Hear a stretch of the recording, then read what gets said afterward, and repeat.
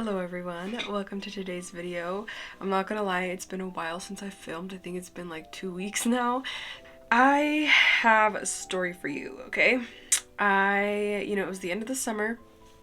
I was like, okay, I'm gonna finish up my repotting, maybe they'll, do well throughout the winter. I'll have them near grow lights, they'll like thrive, do amazing, okay? So I repotted like 6 plants, I think, around 6 plants. They all flopped slowly, one by one. I did repot some other plants, like I think I repotted like my mojito and my calathea, and those did amazing, but these just, I don't know what it was, I don't know. And I really tried not to be aggressive on the roots because I understood like we're kind of at this slow point where we're kind of going into the winter again, and so I didn't want to fidget with the roots too much. So I'm gonna show you every single one of these plants, tell you sort of what I think went wrong, what conditions they were in, if they were in front of grow lights, in front of my window, like really just talk about everything. And I guess this is like a disclaimer.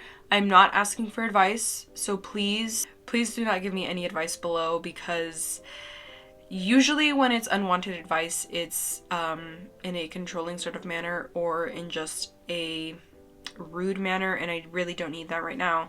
I already feel like complete shit for all of these plants, specifically one which you guys will see literally broke my heart, but I'm not gonna go in the order that I did these in because I honestly don't remember. But let's just start with this one. This is my Jose Bono, which this one isn't doing the worst, but it did drop a ton of leaves. Like I think it dropped 4 leaves, which they were all smaller, but still the fact that it started dropping them, and I'm not even sure if it's gonna keep these. I mean, it doesn't look like they're yellowing, but yeah, so this one was in, oh right, okay, so this one I had it growing in its pole alone, and I said I was gonna end up like hanging that up in front of my Sansi bulb area. Never got to do that. I just don't think I had the space, and this was kind of a like thrip zone area. At least I thought I had thrips. Yeah, it was a complicated situation, but yeah, so I decided to just undo the pole and put it into soil and then stick it under one of these grow lights. I have it in like a pot now. I have it in this pot, so it was just like sitting there, doing pretty okay. And as those leaves started to sort of rot off, I kind of got a little bit worried. And so I repotted it. There was obviously some rot. It was coming from sphagnum to soil, which we'll get into it a little bit more, but I've just noticed it's not a very good transition. I just don't even know what it is about that transition from sphagnum to soil that it just really does not like it. The plants just end up rotting their roots, and it's just not really worth it to repot it, I feel. But yeah, so I took that out and I have it in like some perlite bark leca mix, just so it kind of gets rerooted in here. And I've kind of been leaving like a small tiny bit of reservoir down here, just so it has some humidity to sort of push out those roots to. I will say there is a very juicy root in this moss pole, if you guys can see it. So I have hopes for this one, and it doesn't seem to be yellowing its leaves anymore. I am scared that this is going to revert a little bit because these leaves were getting ginormous, you guys. Like, I am so happy with these leaves, but yeah, this one is definitely a plant that kind of took a while. It's on the come up, but it definitely took a steep fall, and yeah. I think what really went wrong with this one was it was too wet, and I'm not sure why I had added water. I don't even remember when I added water, but it was definitely staying wet for too long, so maybe I just watered it like a day after I repotted it. But with sphagnum, maybe I have to wait a little bit longer. Again, that transition from sphagnum to soil just isn't a really good mix for me. Yeah, that's my Jose Bono. So do you guys remember my eyeball planter? It's like a tree trunk that has an eye on it. Yeah, these are all plants that were in that, and they all failed. I don't remember why I moved it out. I think they were all just pretty root bound, and the Epipremnum was also reaching the top of the moss pole, so it was kind of stressing me out a little bit, because I felt like I couldn't really extend it because of how small the pot is. I just didn't know if it would support that. And so I just decided, I think, to repot it and then put something else in that planter. And I don't remember why I did this, to be honest, but yeah, now here we are, and I did separate them all into 3 different vessels, I think. So the Epipremnum marble here was the worst. It was the least rooted, just had like no roots, was losing leaves, and it just wasn't really doing well in that situation to begin with. So I kind of decided to take this one out and sort of reroot it. And then the 2 Epipremnums, I think I chopped it in half and I put them together on a pole. I tried to keep those together, and that rotted very, very quickly. I don't know what it is with that sphagnum mix, or if it's just like with roots that are attached to sphagnum, if they just tend to rot right after. Because I did have it in like a perlite sphagnum mix. And I don't know what it was with that mix that this plant, these 3 plants just did not enjoy it. Well, these like couple plants that were in sphagnum moved to something else, really did not enjoy it. So I am gonna refrain from definitely using sphagnum now. I think I've definitely seen the downsides of using it now with like everything that I've experienced, but yeah, I wouldn't say that I'm sad to see these at where they're at, just because I have been thinking about, you know, redoing that plant arrangement for a while, and I feel like it's a fresh start to sort of get these rerouted into something else. I have like 3 Epipremnum pinnatum albo now, which I thought I was gonna sell, I thought I was gonna trade, but I really just don't. I don't know. I don't know what it is with me and selling. I just don't feel really comfortable with it, so I always end up not doing it.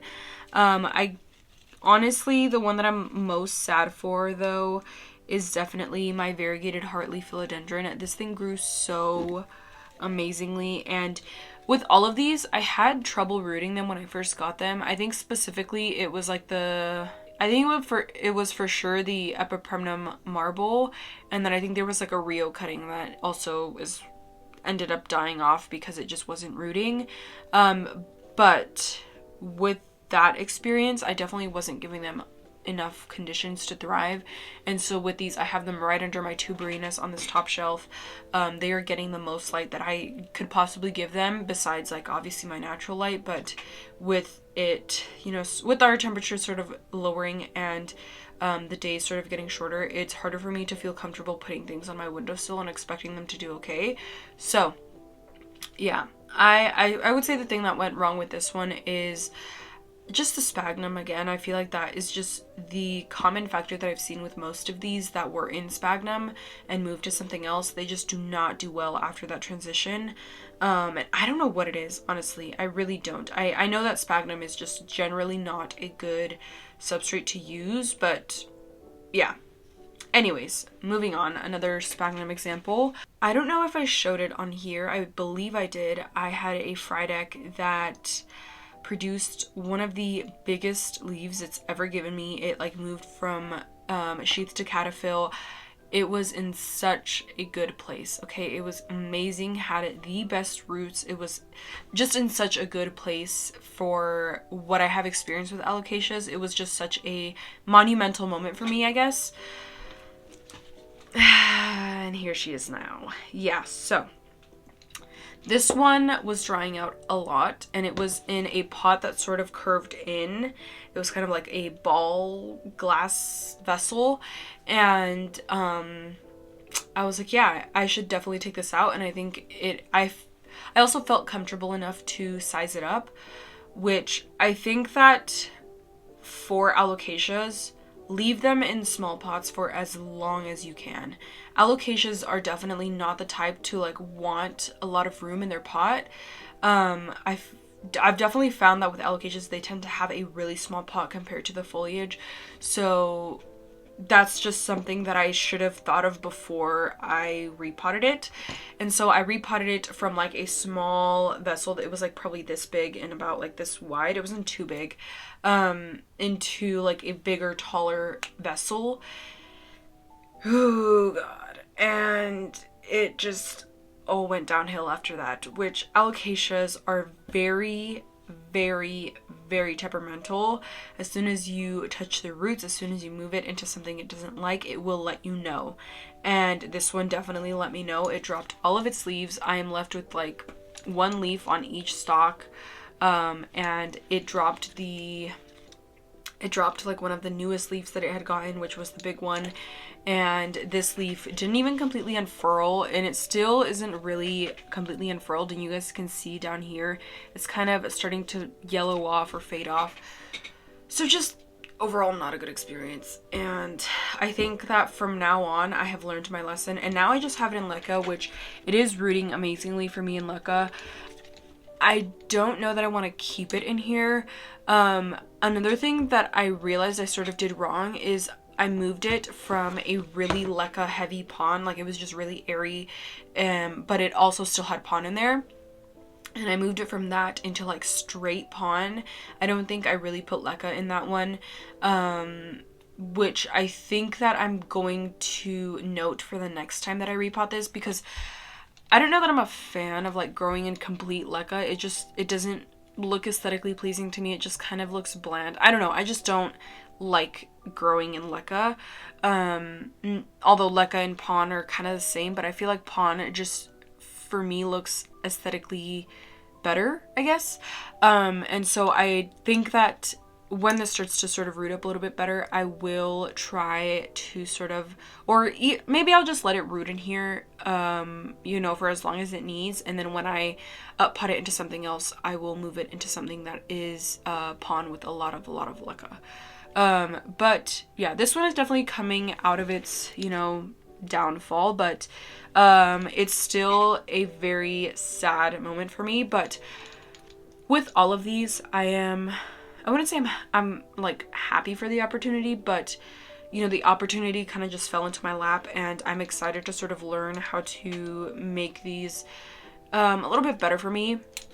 And also with Alocasias, just learning how to sort of not panic anytime that something goes wrong, which in this case something did go wrong, but knowing that I can sort of take a fallback with like Leca, which Leca I have had an amazing experience rerooting Alocasias.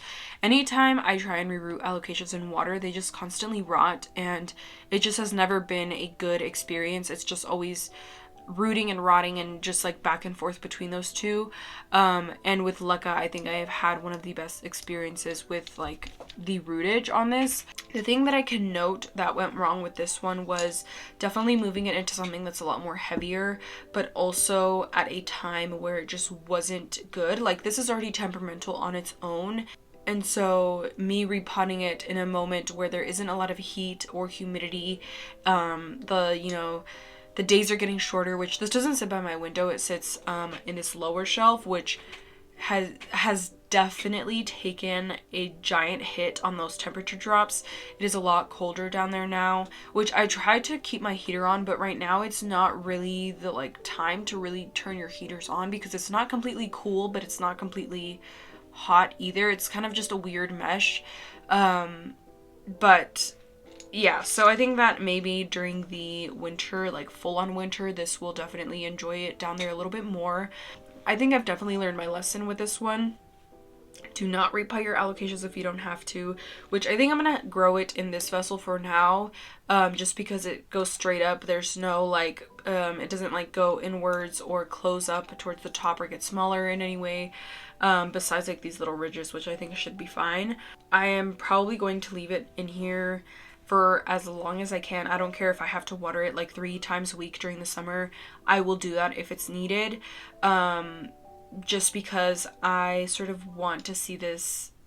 I want to experience the gigantic growth with this, and I have definitely seen what I can get this plant to so far, and so I can imagine next summer just how much bigger it's going to get with, you know, everything I'm learning now. But yes, this one definitely, this was one that definitely broke my heart so bad. Now to talk about this one. This is my white wizard, which I think will be the only plant I ever grow continuously in sphagnum.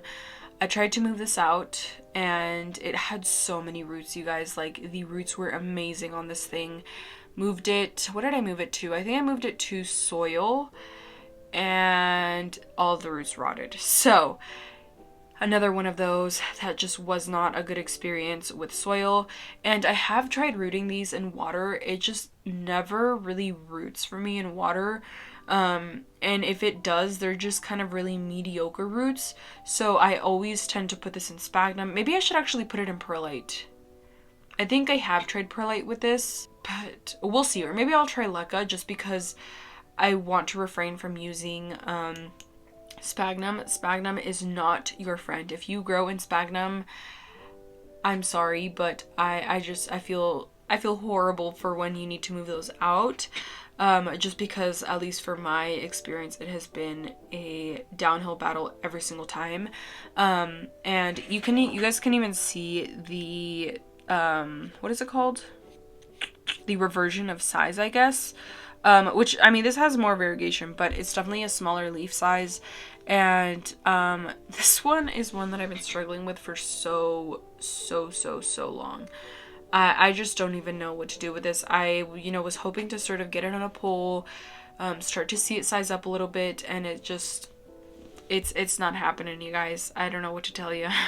With this one, I think, again, just that sphagnum experience of having all of the roots rot after moving it into something else. And maybe I need to let it dry out more. I'm not really sure. This plant does have some pretty thick leaves, so I know it can handle drying out, which surprisingly this thing can take a lot of water for what it looks like. Yeah, this is another one that I think kind of broke my heart a little bit, just because I watched it root up amazingly for so long, and just to see all of that growth kind of revert back to something that I'm struggling with again sucks. I'll tell you that right now.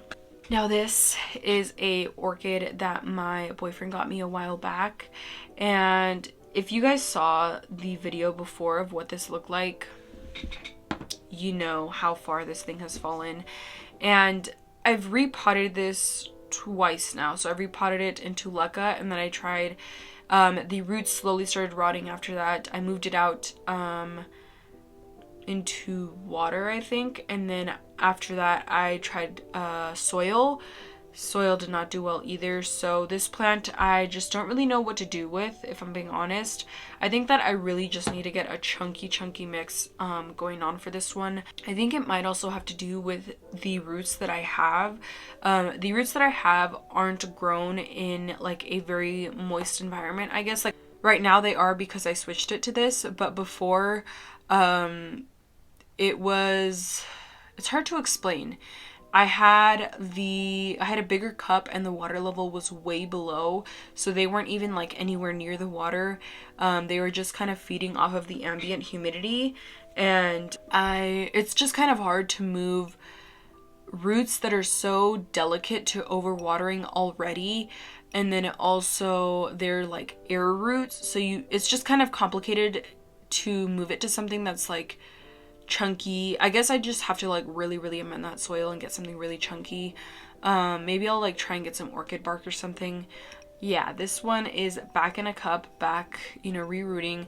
I honestly don't know what I'm gonna move this to. I'm happy that I'm at least, I at least still have some roots here, but I think that I just don't really know where to go with this, if I'm being honest. Like, I don't know whether I should try like wrapping it in sphagnum and just like trying to root it that way, or, I just really don't know what to do with this whole situation. Yeah, let me know what you guys would do. I believe this is a phalaenopsis, so if you know whether those are like more drought tolerant or just your experience with them, I guess, I'd love to know down below.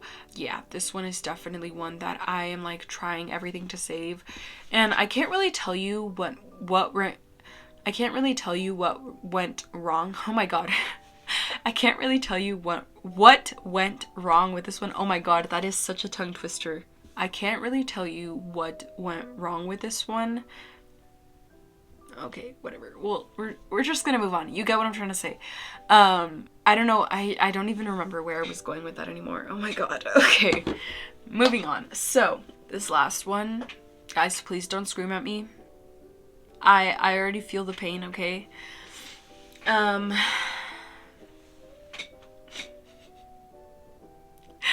I want to scream right now. Oh my god. Okay, yeah, this is my Micans. Both of them, by the way. I decided that I didn't want 2 Micans anymore. And I had like a beautiful, oh wait, I think I actually recorded it, but I never posted it because I was too ashamed. But I repotted both of them into like one big vessel. It had a drainage hole. The roots filled out the vessel pretty well. Yeah, all good, amazing things. It just didn't work. It just didn't mesh. It just did not do well. By the second day, all of these leaves were like taquitos, like they were all folded in half, which I think one of them was dry, so I think that is a major point of like where I went wrong. One of them was completely dry, not completely dry, but it was at a point where I would have watered it, and I just decided to repot it, which looking back, I like really wish I just left it the heck alone, because they were both beautiful. Like I had no reason to touch them. I had no reason to repot them besides the fact that I just wanted to have them in one big pot. Which I regret so much, because both of those Micans were in such a beautiful place in their growth. I was so happy with both of them. And I don't know what was going through my mind. I really don't. I just did it. And the next day they were all taquitos and it just went downhill from there. I just don't know what else to say. I'm honestly really ashamed of this one. And I am just like, I don't know what I was thinking. I really don't. I really don't. All of the roots, like it had amazing roots. They both had the like best root systems ever. And so I just don't really know what went wrong in that sense. Here we are. I don't know what else to say, you guys. I feel so bad. I will say that I am hopeful for next summer, because I have so many Micans. I have like a whole bunch of Micans cuttings in my little like prop tower thing, and then I also have these, and then I also have like another smaller cup of Micans that were cuttings that I took from my Vanda basket plant, which you guys like never saw. I wish I photographed it more, just so that I would have like a memory, so that I could like show you guys that too. I think if I photographed it in one of my older videos, but I honestly can't remember. Yeah, my point being, I have definitely taken a lot from every single one of these plants, but this one the most. And I think that I watched one of Unplant Parenthood's videos, and she like mentioned how like you shouldn't repot a plant if it's like really dry, because that plant is already sort of in a stress mode, which I had already repotted this plant by the point that I saw that. But as soon as I heard that, I was like, yep, that's exactly what went wrong with my Micans. I'm never doing that again. If a Micans is doing amazing, I'm going to leave it the heck alone. And what I can say that I have taken from all of this, and I think that it's taken me a while to kind of realize this, but I always like fiddle with my plants. I will always like repot them unnecessarily. And I thought that I had sort of stopped that. Like I thought I had sort of gotten through that stage in this hobby. But I guess I hadn't. Like I guess I just went a little bit longer in between touching or like messing with my plants. But I think that the main reason why I do that is because I also use my plants, I don't want to say use, but I display my plants in a very aesthetically pleasing way, and I always love changing my space around. It is just something that makes my space feel new and fresh, and I guess like I kind of gotta stop looking at my plants as decor, because they aren't. Like they are in a way, but they are plants as well. And so I think that I sort of need to prioritize my plants over the design aspect or the aesthetic aspect. And I don't mean that in a sense of like, if a plant is in an ugly pot, I'm gonna leave it in there until it needs to be, because I think that that is a big way that I sort of find enjoyment in this hobby is like finding a cute pot to pair with a cute plant. And I mean this in a sense of like, I'm going to put my plant into a display and leave it until the plant is ready to come out of that. Not until I am ready to like see it into something else, because especially with the Micans, you guys, I had it in a beautiful Vanda basket. I have always wanted a just long trailing Micans in a Vanda basket. It has literally just been my like dream, I guess. And there was no reason for me to take it out, and there was no reason for me to change that design either. I just did it. And so I think that also letting my plants live in their pants or in their pots for as long as they can is definitely something that I need to learn, and is definitely something that I have noted. And I am like trying to make a pact with myself that I'm not going to repot anything during the winter. There's actually one plant that I am like thinking of repotting just because it is a thirsty plant. But even then I'm like, no, I need to wait it out. If I'm not having to water like once a day or, you know, something like that crazy, there's no reason for me to move it out. So I hope you guys enjoyed this. This was honestly a very vulnerable act, honestly, just because I have honestly been beating myself up for every single one of these plants, and I am like trying to just move past it, I guess, and look at it in a more positive light. It's definitely making me excited for next summer and you know, the growing season, the spring season. I will definitely be looking forward to all of these plants and seeing them glow up. But yeah, with that being said, that is all that I have for you guys today. Let me know any plants that you guys are struggling with right now. I would love to feel that connection with y'all. Just because I don't want to feel like I'm the only one who has, you know, done something like this. But yeah, with all that being said, thank you all so much for watching, and I truly hope you enjoyed.